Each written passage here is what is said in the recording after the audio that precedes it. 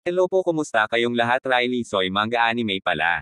Ito na po ang One Piece spoiler 1100 at siyam. Bago tayo magsimula, please don't forget to subscribe and like my channel dahil malaking tulong na po ito sa channel ko.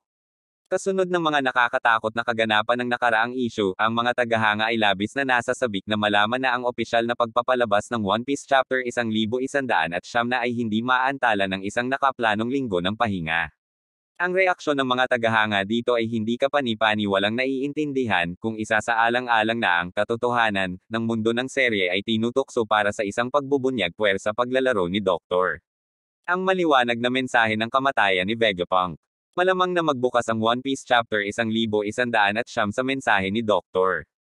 Vegapunk. Bago maglipat ng pananaw walang alinlangan, magbubukas ang One Piece Chapter 1100 at siyam na may patuloy na pagtutok sa mensahe ni Dr.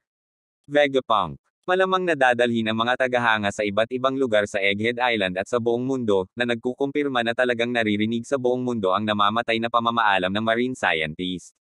Maaaring asahan ng mga tagahanga na ang mga kuha ng buong mundo ng serye ay magsasama ng mga pamilyar na karakter, gaya nina Imo at ng iba pang Gorosei, Shanks, at iba pang mahahalagang individual. Bagamat titingnan ng mga tagahanga ang mensahe ni Dr. Vegapunk, malamang na sila ay marinig ang setup ng impormasyong ibabahagi niya sa halip na ang impormasyon mismo.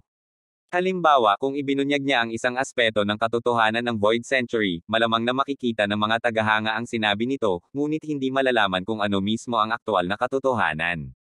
Gayunpaman, kung ang One Piece Chapter 1100 at siyam na ay nagbubunyag ng katotohanan, si Dr.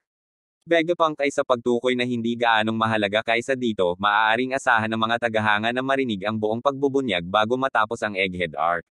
Iyon ay sinabi, sa pagsulat ng artikulong ito, ang mga tagahanga ay higit na sumasang-ayon na si Dr.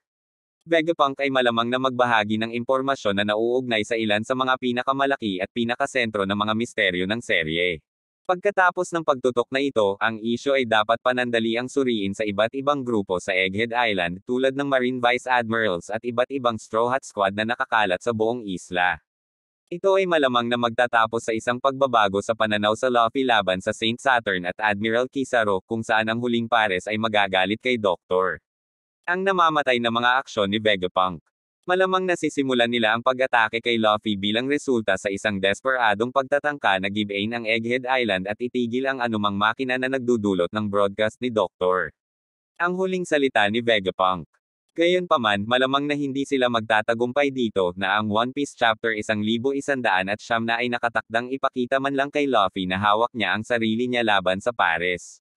Malamang na magtatapos ang issue sa pagsisimula ng dalawa na makakuha ng bentahe at makakuha ng ilang pagkakasala, para lamang maabala sa pagdating at pag-atake ni Dory at Brogy.